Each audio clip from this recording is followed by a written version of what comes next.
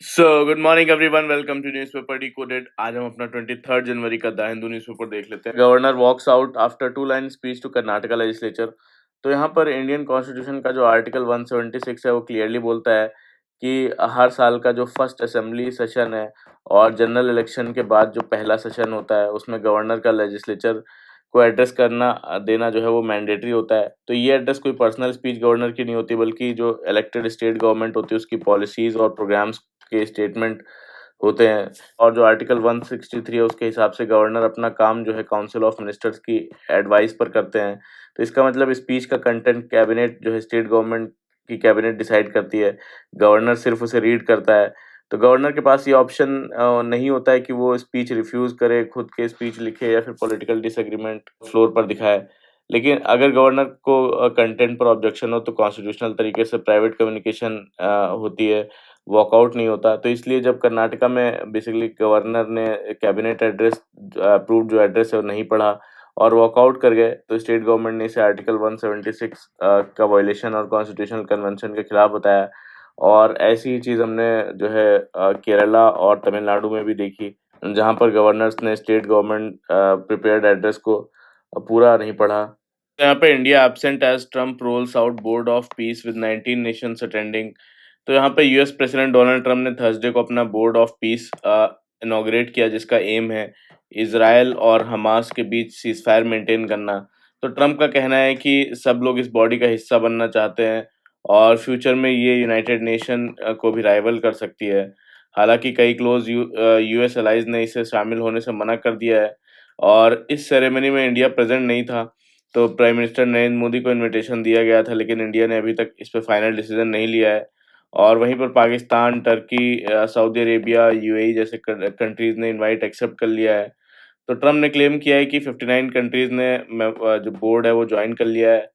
तो ट्रम्प ने कहा कि ये फ्यूचर में गाजा के बियॉन्ड भी इस मॉडल को जो है एक्सपेंड करने की बात कही उन्होंने। इवेंट इवेंट के दौरान एक अनाउंसमेंट ये भी हुई कि जो राफा बॉर्डर क्रॉसिंग है गाजा और इजिप्ट के बीच, वो नेक्स्ट वीक दोनों डायरेक्शन में खोल दी जाएगी।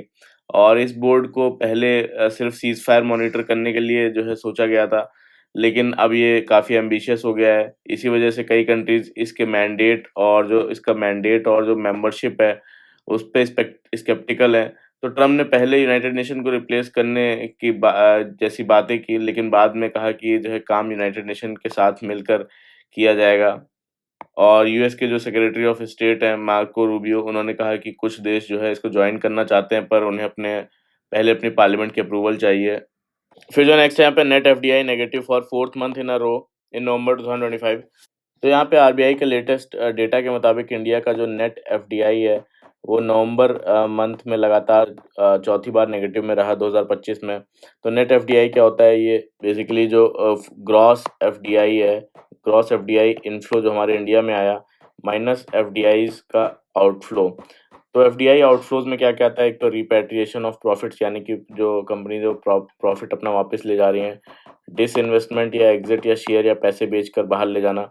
नेगेटिव होने का मेन रीज़न क्या है कि जो रिपैट्रिएशन बढ़ गया और डिसइन्वेस्टमेंट बढ़ गया, यानी कि फॉरेन कंपनीज ने अपना प्रॉफिट वापस जो है अपने कंट्री ले जाना शुरू किया, अपनी होल्डिंग्स यहाँ पर बेची। और पॉजिटिव साइड ये है कि जो ग्रॉस एफडीआई है नवंबर 2025 में $6.4 बिलियन रहे, जो पिछले साल के नवंबर से 22.5% ज़्यादा थे। तो इसमें जो है जापान, सिंगापुर और यूएस का मेजर कंट्रीब्यूशन रहा।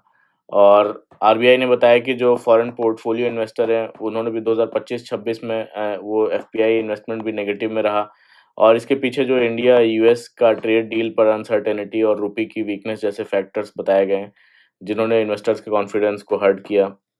फिर जो नेक्स्ट है यहाँ पे officials coercing us to surrender land tribals. तो यहाँ पर basically great Nicobar island mega infrastructure project के बारे में है। और ये ग्रेट निकोबार आइलैंड पर प्रपोज 92,000 करोड़ का प्रोजेक्ट है, और जो कि इंडिया का बड़ा सबसे एम्बिशियस आइलैंड डेवलपमेंट प्रोजेक्ट माना जा रहा है। तो इसका मेन एम है कि स्ट्रैटेजिक कनेक्टिविटी यहाँ पर प्रोवाइड करना, ट्रेड और डिफेंस प्रेजेंस को स्ट्रेंथन करना। तो प्रोजेक्ट के मेन कंपोनेंट्स ये हैं कि जो इंटरनेशनल कंटेनर ट्रांसशिपमेंट पोर्ट बनाना, ग्लोबल शिपिंग हब बनाने के लिए green field international airport, power plants लगाना गैस बेस्ड, और ताकि इंफ्रास्ट्रक्चर को सपोर्ट किया जा सके, रोड्स, लॉजिस्टिक्स, अर्बन फैसिलिटीज़ देना। तो लोकेशन ये इसकी जो मलक्का स्टेट है उसके पास है, जो वर्ल्ड का बिज़ीएस्ट सी रूट में से एक है। तो इसीलिए प्रोजेक्ट से जो मैरीटाइम सिक्योरिटी, इकोनॉमिक ग्रोथ और जॉब्स बढ़ाने की बात की जा रही है। लेकिन कंट्रोवर्सी क्यों है? कि जो यहाँ पर लिटिल और जो ग्रेट निकोबार के ट्राइबल काउंसिल मेंबर्स ने सीरियस एलिगेशंस लगाए हैं। उनका कहना है कि निकोबार डिस्ट्रिक्ट एडमिनिस्ट्रेशन उन पर प्रेशर बना रहा है कि वो प्रोजेक्ट के लिए अपनी जो एंसेस्ट्रल ट्राइबल लैंड है उसको सरेंडर कर दें। प्रोजेक्ट के कुछ पार्ट्स जो है वो गैलेथिया बे, पेमाया बे और नंजप्पा बे और उन फॉरेस्ट लैंड पर आते हैं जहाँ पर निकोबारीज कम्युनिटी 2004 सुनामी से पहले रहती थी। तो ट्राइबल काउंसिल के मुताबिक 7 जनवरी को उन्हें एक मीटिंग के लिए ट्राइबल काउंसिल को बुलाया गया, जहाँ उनसे ओरली सरेंडर सर्टिफिकेट साइन करने को कहा गया और पूछा गया कि वो अपनी कुछ लैंड क्लेम्स छोड़ने को तैयार हैं अगर उन्हें कोस्ट के किसी और हिस्से में रिलोकेट कर दिया जाए। तो ओवरऑल यहाँ पे controversy basically forest land diversion और इकोलॉजिकल इम्पैक्ट को लेके है। निकोबारीज शेड्यूल्ड ट्राइब्स के एंसेस्ट्रल लैंड्स पे इफेक्ट पड़ रहा है। 2004 सुनामी के बाद डिस्प्लेस लोगों की रिहैबिलिटेशन और कंसर्न पर सवाल है। फिर जो नेक्स्ट है यहाँ पे secondary particulate matter is the top cause of Delhi's winter pollution. तो यहाँ पर दिल्ली एनसीआर में एयर पोल्यूशन के कॉजेज पर की गई स्टडीज ने ये बताती हैं कि जो सर्दियों में पोल्यूशन का सबसे बड़ा सोर्स सेकेंडरी पार्टिकुलेट मैटर है, जो लगभग 27% कंट्रीब्यूट करता है। और इसके बाद ट्रांसपोर्ट का हिस्सा 23%, बायोमास बर्निंग की बात करें जिसमें कि म्युनिसिपल सॉलिड वेस्ट और क्रॉप रेजिड्यू होता है, वो 20% और डस्ट 15% और इंडस्ट्री का कंट्रीब्यूशन इसमें 9% है। तो ये report basically supreme court of India के 6 जनवरी के डायरेक्शन के बाद आया है, जिसमें commission for air quality management को वर्सनिंग जो एयर क्वालिटी इंडेक्स है दिल्ली का, उसके मेजर कॉजेज़ बताने को कहा गया था। तो यहाँ पर रिपोर्ट में एक्सप्लेन किया गया है कि प्राइमरी पॉल्यूटेंट्स जैसे कि nitrous oxide, sulphuric oxide, volatile organic compound ये डायरेक्टली हेल्थ को नुकसान पहुँचाते हैं। तो यहाँ पर कोल और ब्रिक किल्न से जो सल्फर ऑक्साइड निकलता है, उससे सल्फ्यूरिक एसिड बनता है और नाइट्रोजन ऑक्साइड से नाइट्रिक एसिड बनता है। तो ये दोनों रिएक्ट करते हैं अमोनिया के साथ, तो बनाते हैं अमोनियम सल्फेट और अमोनियम नाइट्रेट, जो कि सेकेंडरी पार्टिकुलेट मैटर हैं और जो पीएम 2.5 का नियरली 25 से 60% कंट्रीब्यूट करते हैं। फिर जो नेक्स्ट है यहाँ पे questionnaire for the first phase of census notified. तो यहाँ पर registrar general and census commissioner of India ने थर्सडे को सेंसस 2027 का फर्स्ट फेज के लिए 33 क्वेश्चंस को नोटिफाई कर दिया है और ये फेज 1 अप्रैल से 30 सितंबर के बीच होगा। तो सेंसस 2021 है उसमें इसके नोटिफिकेशन में 31 क्वेश्चन नोटिफाई किए गए थे, जबकि अब 33 क्वेश्चन रखे गए हैं। तो इस बार एक बड़ा चेंज ये है कि जो घर के जो फ्लोर, वॉल और रूफ से रिलेटेड जो पहले एक कंबाइंड क्वेश्चन था, उसे अब 3 अलग-अलग क्वेश्चंस में बाँट दिया गया है। तो यहाँ पे ये इंडिया का पहला फर्स्ट डिजिटल सेंसस है और दूसरा है कि जो पहली बार इंडिया में कास्ट इन्यूमरेशन डेटा कलेक्ट किया जाएगा इंडिपेंडेंट इंडिया में और पहली बार लोग सेल्फ इन्यूमरेशन भी कर सकेंगे एक ऑनलाइन पोर्टल के थ्रू। पोर्टल भी अनाउंस नहीं हुआ अभी। तो ये फर्स्ट फेज़ है। जो सेकंड फेज़ होगा, सेकंड फेज़ बेसिकली फरवरी 2027 में होगा और इस फेज़ में जो कास्ट डेटा है उसे कलेक्ट किया जाएगा। लेकिन इसके क्वेश्चन अभी नोटिफाई नहीं हुए हैं। वॉल, रूफ का मटेरियल क्या है, घर का यूज़ और कंडीशन क्या है, हाउस होल्ड में रहने वाले लोगों की संख्या कितनी है, जो हेड है हाउस होल्ड उसका नाम, जेंडर, तो ओनरशिप स्टेटस और ड्वेलिंग रूम्स, शादीशुदा कपल्स की संख्या, ये सब चीज़ें पूछी जा रही हैं। फिर जो नेक्स्ट है यहाँ पे press club of India slams Jammu Kashmir police over oral summons to journalist. तो यहाँ प्रेस क्लब ऑफ इंडिया ने जम्मू एंड कश्मीर पुलिस पर क्रिटिसिज्म किया है क्योंकि पुलिस ने कई जर्नलिस्ट को बिना रिटन नोटिस के और बिना क्लियर रीजन के ओरली क्वेश्चनिंग के लिए बुलाया। तो प्रेस क्लब ऑफ इंडिया के मुताबिक रिपोर्टर्स से रूटीन और जो फैक्ट बेस्ड न्यूज़ रिपोर्ट पर सवाल किए गए, जो पब्लिकली अवेलेबल इंफॉर्मेशन पर बेस्ड थे। तो ये स्टेप जर्नलिज्म को डिस्करेज करना और रिपोर्टर्स के पर जो है प्रेशर बनाने जैसा है। तो पीसीआई ने ये कहा कि एक रिपोर्टर को साइबर पुलिस स्टेशन में 4 दिन के दौरान लगभग 15 घंटे बिठाया गया और उनसे पीस डिस्टर्ब नहीं करने का बॉन्ड साइन कराया गया, जो कि हरासमेंट शो करता है। तो पीसीआई ने कहा कि ऐसे आर्बिट्रेरी एक्शन से फियर का माहौल बनता है और जर्नलिस्ट अपना काम फ्रीली नहीं कर पाते। तो उन्होंने डिमांड की है कि जर्नलिस्ट को इंटिमिडेशन के बिना काम करने दिया जाए और ड्यू प्रोसेस फॉलो किया जाए, क्योंकि फ्री और फेयरलेस प्रेस ही डेमोक्रेसी की का पिलर है। फिर जो नेक्स्ट है यहाँ पे डेंजरस मार्च टुवर्ड्स हिमालयन इकोसाइड। तो यहाँ पे बोला गया कि 2025 ने क्लाइमेट डिजास्टर्स के सीवियर ह्यूमन कॉस्ट को एक्सपोज कर दिया। लगभग 331 डेज तक लगातार क्लाइमेट इम्पैक्ट्स देखे गए और 4000 से ज़्यादा लोगों की मौत क्लाइमेट इंड्यूस्ड डिजास्टर से हुई, जिसमें हिमाचल प्रदेश, उत्तराखंड सबसे ज़्यादा जो अफेक्टेड रहे। और यहाँ पर धराली, हर्षिल, उत्तराकाशी, चमोली, कुल्लू, किश्तवाड़ जैसे जो शहर हैं, सडन क्लाउड बर्स्ट यहाँ पर हुआ, लैंडस्लाइड्स हुए, अवलैंच, फ्लैश फ्लड्स से तबाह हो गए। तो ये एक्सट्रीम हीट जो है, फ्लड्स और लैंड सबसिस्टेंस अब न्यू नॉर्मल बन चुके हैं यहाँ पर। तो इसी बैकग्राउंड में उत्तराखंड गवर्नमेंट का डिसीजन और ज़्यादा ट्रबलिंग है, जिसमें कि चार धाम रोड वाइडनिंग प्रोजेक्ट के लिए 43 हेक्टेयर फॉरेस्ट लैंड डाइवर्ट करके लगभग 7000 जो है देवदार ट्रीज काटने की मंजूरी दी गई है। तो ये एरिया मेन सेंट्रल ट्रस्ट के नॉर्थ में आता है, जो एक हाईली फ्रेजाइल सिस्मिक जोन है, जहां हैवी इंफ्रास्ट्रक्चर डिस्करेज्ड माना जाता है। तो एरिया गंगोत्री ग्लेशियर सिस्टम से जुड़ा है, जो तेजी से रिट्रीट कर रहा है और ग्लेशियर एवलांचेस का रिस्क बढ़ा रहा है। तो देवदार फॉरेस्ट सिर्फ पेड़ नहीं बल्कि नेचुरल स्लोप स्टेबलाइजर्स भी हैं। तो ये लैंडस्लाइड्स और एवलांच से रोकने में मदद करते हैं, सॉलिड सॉइल को बाइंड करना और डाउनस्ट्रीम जो कम्युनिटीज़ को प्रोटेक्ट करने में क्रूशियल रोल प्ले करते हैं ये ट्रीज़। तो ये भागीरथी जो इको सेंसिटिव जोन में गंगा के वाटर क्वालिटी और रिवर इकोलॉजी के लिए भी इम्पोर्टेंट है। और इन फॉरेस्ट से जो एंटी माइक्रोबियल प्रॉपर्टीज़ रिवर के माइक्रोबियल बैलेंस को भी रेगुलेट करती हैं। तो इसलिए सुप्रीम कोर्ट ने भी इस एरिया में देवदार जो फेलिंग है उनको डिस्करेज किया था। ट्रांसलोकेशन का आइडिया बेसिकली इकोलॉजिकल फ्लॉड है, क्योंकि सेंचुरीज ओल्ड पेड़ कहीं और शिफ्ट नहीं किए जा सकते। तो चार धाम प्रोजेक्ट को फ्लॉड प्लानिंग का एग्जाम्पल माना जा रहा है।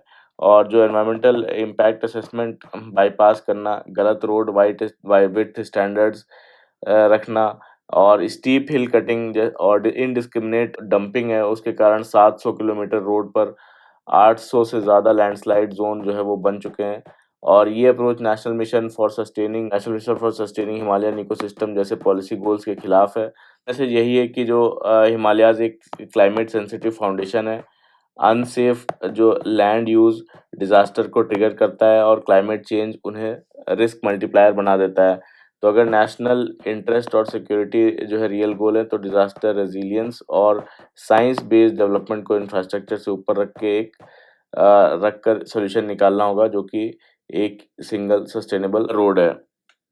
जो नेक्स्ट है यहाँ पे BRICS India summit needs a green and resilient agenda. तो यहाँ पर बोलते हैं कि ब्रिक्स जो है इस बार इंडिया में होने जा रहा है, ब्रिक्स समिट, और 2023 में ऑलरेडी G20 इंडिया होस्ट कर चुका है। तो इंडिया ऑर्गेनाइजेशनली इस चीज़ के लिए रेडी है। लेकिन सबसे बड़ा सवाल ये है कि जो समिट का कोर फोकस क्या होगा। और जो आर्टिकल आर्ग्यू करता है कि ये फोकस क्लाइमेट रेजिलियंस होना चाहिए, जो ग्लोबल साउथ के लिए ज़्यादा क्रिटिकल इशू है और जहां India already inclusive green agenda पर लीडरशिप दिखा चुका है। तो बोलते हैं आज के पोलराइज्ड ग्लोबल वर्ल्ड ऑर्डर में, जहां पर ट्रम्प एरा पॉलिटिक्स के बाद जो मल्टीलेटरलिज्म कॉपरेशन है वो खतरे में है और क्लाइमेट चेंज को ओपनली डाउन प्ले किया जा रहा है। और यूएस ने कई सारे इंटरनेशनल ऑर्गेनाइजेशन से विड्रॉ करने का सिग्नल दिया है, जिसमें इंटरनेशनल सोलर अलायंस भी शामिल है। तो यूरोप की बात करें तो वो भी इंटरनल फैटिग और सिक्योरिटी कंसर्न्स में उलझा हुआ है। तो ऐसे में जो ब्रिक्स है वो बेसिकली एक स्टेबलाइजिंग फोर्स बन सकता है, जो सस्टेनेबिलिटी और रेजिलियंस पर कलेक्टिव एक्शन को आगे बढ़ाएगा। तो जो क्लाइमेट चेंज है वो ब्रिक्स कंट्रीज के लिए कॉमन थ्रेड भी है, चाहे वो हिमालयाज और अमेजन पर प्रेशर हो, अमेजन फॉरेस्ट पे, या फिर कोस्टल फ्लडिंग की बात हो, हेल्थ रिस्क हो, लाइवलीहुड हो। तो इन सब में जो है ये सारे थ्रेड्स ब्रिक्स कंट्रीज के लिए कॉमन है। तो इसलिए ब्रिक्स का इंटरेस्ट है कि जो एडाप्टेशन और इक्विटी और सस्टेनेबल डेवलपमेंटल पर स्ट्रॉन्ग ग्लोबल एजेंडा पुश करे। पेरिस पेरिस एग्रीमेंट के बाद जो ब्राज़ील, इजिप्ट और यूएई हैं, इन जैसे ब्रिक्स मेंबर्स ने कॉप जो कॉन्फ्रेंस ऑफ पार्टीज है लीड करके मोमेंटम को जो है बनाए रखा है, लाइव रखा है। ये ब्रिक्स बेसिकली जो यूनिलेटरल मेजर्स है, जैसे यूरोपियन यूनियन का कार्बन बॉर्डर एडजस्टमेंट मैकेनिज्म, इस पर भी कलेक्टिव वॉइस दे सकता है। और जुलाई 2025 रियो ब्रिक्स समिट के मेजर आउटकम था कि क्लाइमेट फाइनेंस जो फ्रेमवर्क है, जहां इंडिया ने ग्लोबल साउथ की डिमांड को स्ट्रांगली रखा था, आर्टिकुलेट किया था, क्योंकि क्लाइमेट एक्शन का सबसे बड़ा कांस्टेंट जो है वो फाइनेंस है। आर्टिकल सजेस्ट करता है कि वर्ल्ड बैंक और आईएमएफ चीफ्स को भी ब्रिक्स डिस्कशन में इंक्लूड किया जाना चाहिए, सिर्फ न्यू डेवलपमेंट बैंक तक सीमित ना रहे।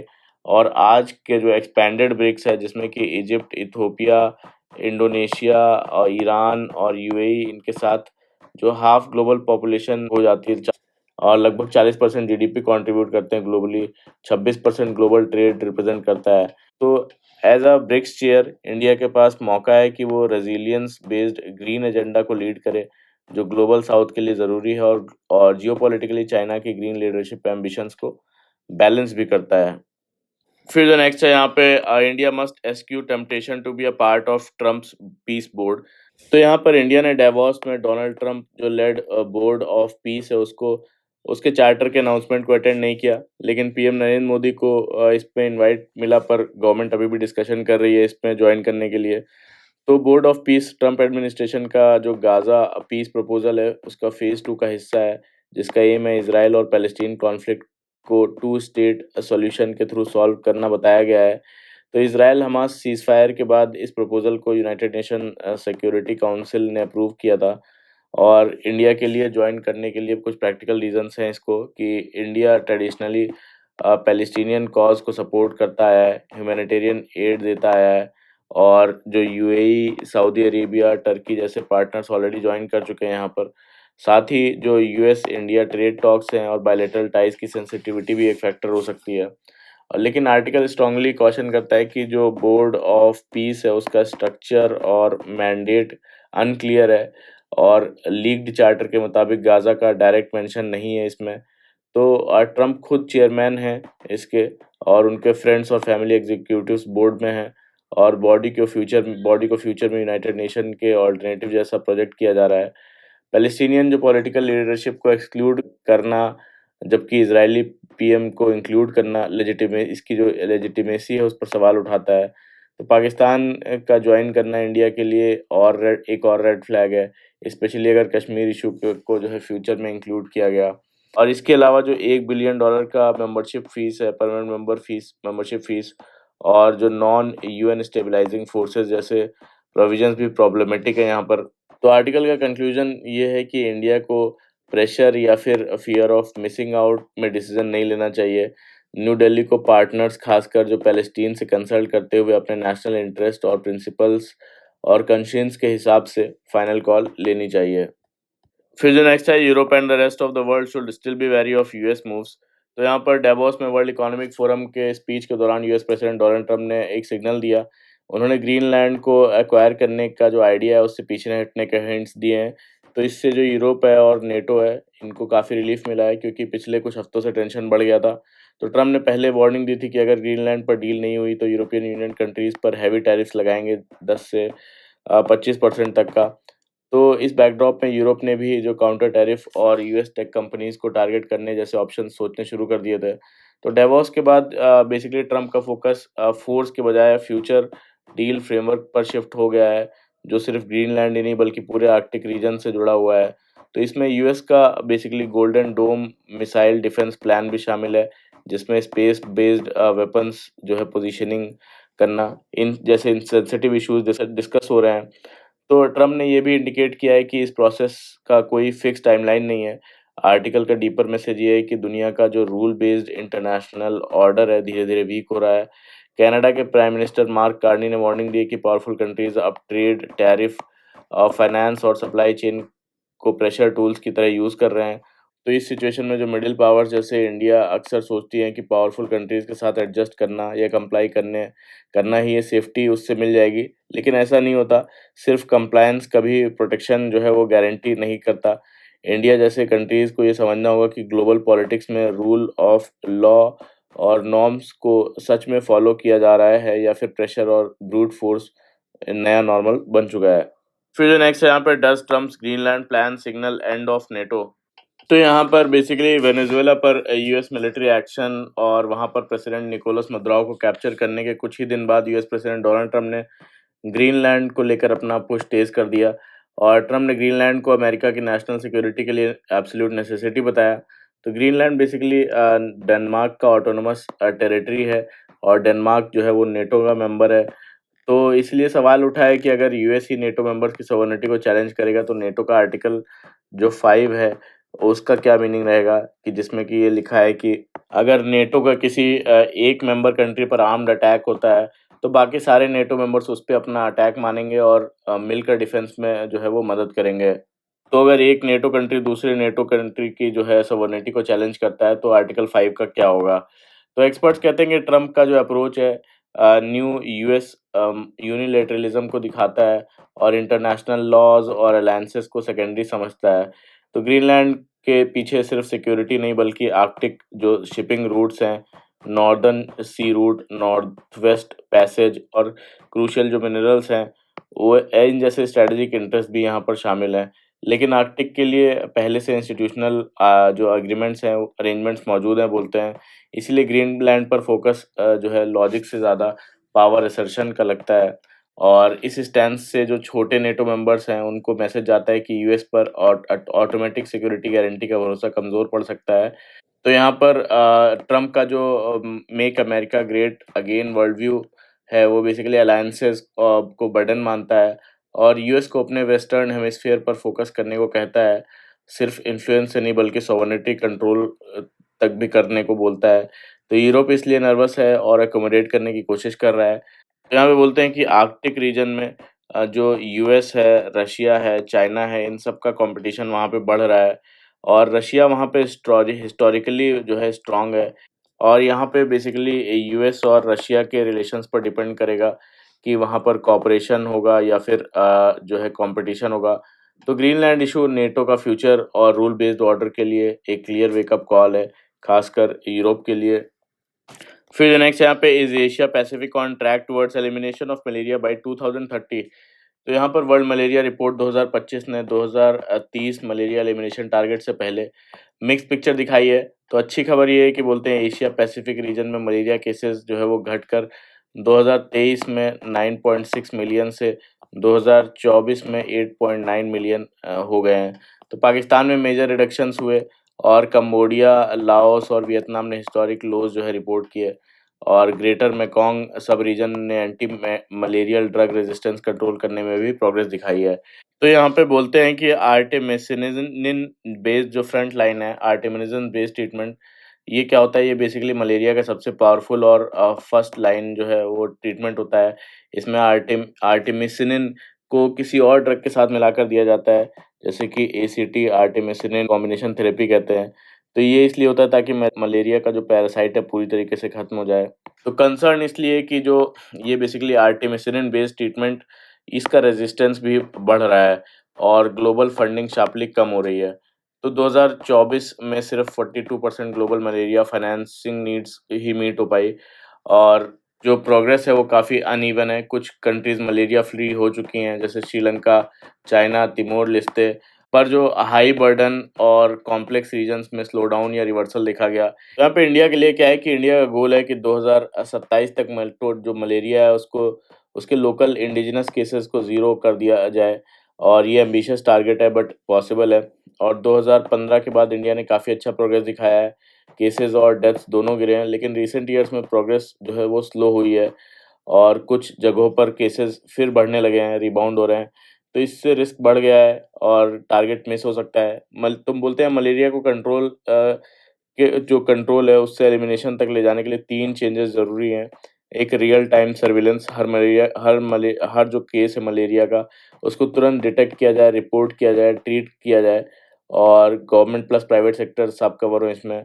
और हॉटस्पॉट जो अप्रोच हो, आज सिर्फ 5 स्टेट और जो नॉर्थ ईस्ट है वो मिलकर 80% से ज़्यादा मलेरिया का बर्डन कैरी करते हैं। तो एफर्ट्स वहीं कॉन्संट्रेट होने चाहिए ज़्यादा और सस्टेन्ड फाइनेंसिंग हो, यानी कि पैसे की रेगुलर और लॉन्ग टर्म सप्लाई बिना ब्रेक के चाहिए।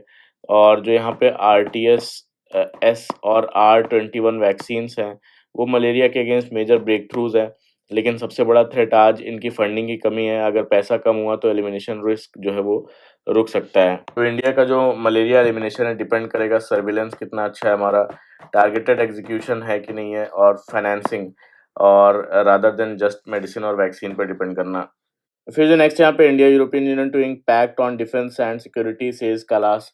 तो इंडिया और यूरोपियन यूनियन एक नया सिक्योरिटी और डिफेंस पार्टनरशिप साइन करने पर एग्रीमेंट उन्होंने किया है, जिसमें मैरीटाइम सिक्योरिटी, साइबर सिक्योरिटी और काउंटर टेररिज्म जैसे एरियाज कवर होंगे।